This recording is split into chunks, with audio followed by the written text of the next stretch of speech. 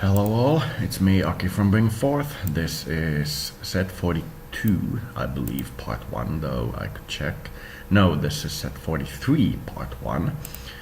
And I'd like to make a public, perhaps public isn't the word, but I'd like to make a statement for the Emperor of Japan. Your Highness, it is a pleasure to talk to you. And it is in my understanding that our good relations allow me to make certain requests for Your Highness. And I would like to make a few points. One, I would like, if it is at all possible, for the chrysanthemum to understand that the rule about smudging the camera lens in adult entertainment causes the Emperor to look, in my view, to be interested in people's private sexuality, and this is not a message I feel the chrysanthemum should give. This is, to me, it makes the Emperor seem lurid or even lewd. This, I do not believe, is the intent, but in the modern era it causes the throne to be looked at with disrespect for being in people's private affairs. This is something I would change, but it is not my region nor is it my rule, but I feel I should make this point clear. And the second point I would like to make is that while I cannot ask you to make what I can only state to be admissions of guilt for the Second World War and its suffering, I would like to add to what the Supreme Commander MacArthur said, that you are a pacifist, or that rather the chrysanthemum itself is a pacifist institution throughout history. I agree with this.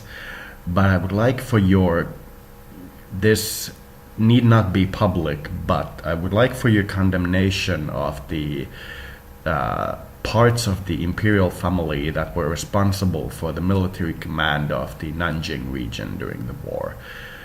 To me, it seems like while the chrysanthemum and your holiness or your highness and your previous ruler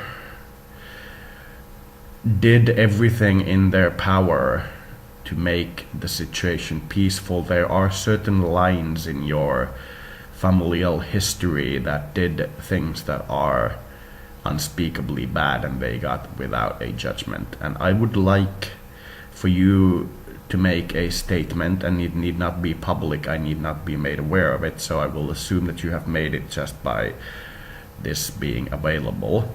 That you do not step in my way will make me feel like you have given me permission to assume that you have given this understanding.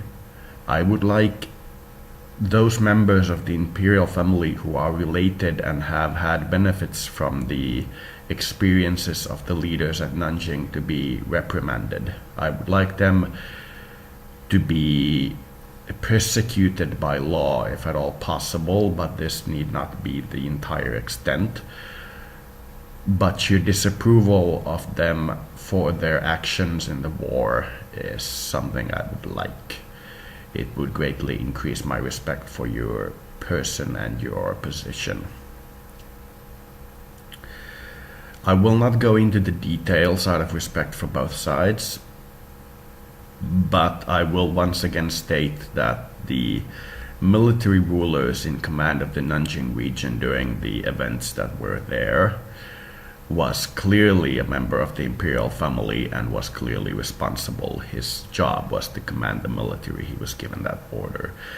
We cannot ask all people who have a pacifist tendency in all wars to be able to stand on their own, but we can request that the leaders who were in command then are at least reprimanded now, so that they are made to understand that they should have done more, that they should have been of the opinion that the situation is unmanageable.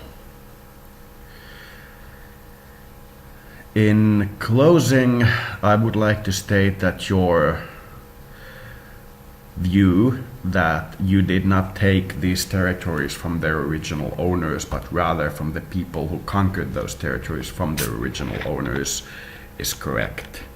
That you took regions like Philippine Islands from the Americans and not the Philippines. I would like to say that this is patently true, but it flies in the face of the fact that before the war with the West, you were engaged in a military action against neighboring nations that were not under Western occupation. But as you said, it was the trend of the Western nations to invade these countries anyway, and they were already in the process, such as the Russian war to invade Korea and the Western war to invade China. So, with the advantage of historical hindsight being what it is, I would like to say that for the purpose of making your attempt to seem, this is perhaps not the right word, but honorable, I would say that it is necessary for you to at least show your condemnation of the actions of those who went too far. So, as to the project of the Greater Asian Co-Prosperity Sphere, this is something that I don't completely disagree with. The idea that the Asian nations have a joint rulership of their region that rests on their region is not something I completely disagree with. But as time has progressed, it is doubtless that you, as well as everyone else in the world, has seen that this co-prosperity sphere has started on its own. It is now the West and the East on their own grounds, and nobody is truly in anybody else's territory. This is a point that I like to make about Islam as well. It hasn't declared war on the face of any of the high-ranking Islamic scholars and any nation in the West. The worst relation they have with Israel, is Israel, and even with Israel they are no longer at war. They have given up the aspiration of war. So their commandments about treating people who they are at war should be taken for the value of being at war. They are not at war. Even our nations, such as Japan, do not treat people without nationality any better. People who do not have any nationality or a nation protecting them are not treated any better than the bandits in Islamic law. Islamic law says that if your religious leader or country, which you follow, in this case country, is at peace with the other nation, you are not allowed to try to convert them. You are not allowed to expand the sword into that region. You are asked to be peaceful and to respect their laws. So from that, the East and the West stand on their own feet now. So the fear of needing the co-prosperity sphere to be made so that the West is not given too much statue over you turned out to be true. This brings me to the last point of this short presentation, which I hope Your Highness has had the energy to watch completely, or at least to be aware of completely, is that Japan is militarizing rather strongly recently, and I would like to say that this is not a trend that I would like to see. Japan has vast military reserves available in the way that they can build and man in a time of peace dozens of carriers. But I do not believe that while the situation is as peaceful as it is today, Japan should build carriers. I believe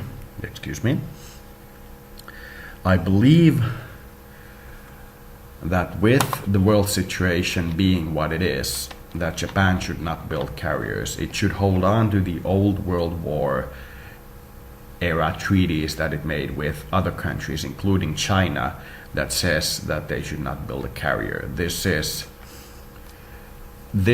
to me something that I cannot stress strongly enough. There is no doubt that Japan is a military superpower and has the ability to project power and has, even in some words, the need for a carrier, but this is a need they should not fulfill. This is a need that should be left wanting.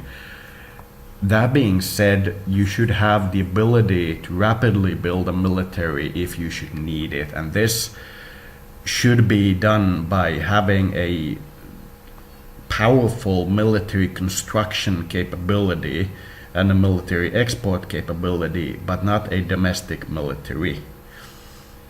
So that if you are at war, you will be able to build your arsenal quickly and do not need it in peacetime. This is much more expensive and difficult, but I do believe it is worth the drain. It is worth the effort of having that military structure so that you have a minimum army and a minimum air force and a navy that is able to protect your islands.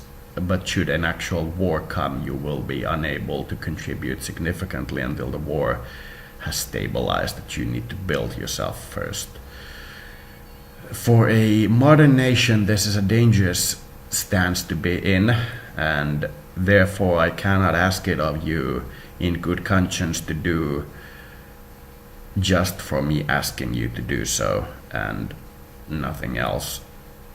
But I believe the honor of not having a standing army is something that, coming from a country where we draft a civilian population, is something that should ring true. In our country, our national defense is still severely hampered by the old rules of the World War II era due to the fact that we were on the losing side. We are still not permitted, for example, to have submarines, which severely impacts our ability to control environmental disasters in our region and to affect things such as naval rescue. But this is a price we are willing to pay, and I hope Japan, being on the losing side of the war, will be able to maintain its station as the nation that demobilized the best. My country has a military that is much stronger than we need, and this bothers me, as you know, as I have made clear in my interactions with the state of this country.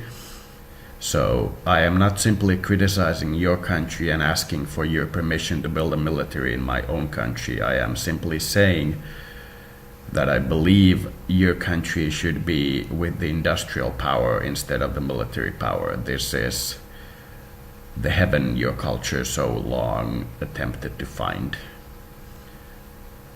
That is all I wish to say to your highness, and I will take your silence as a acceptance of these facts.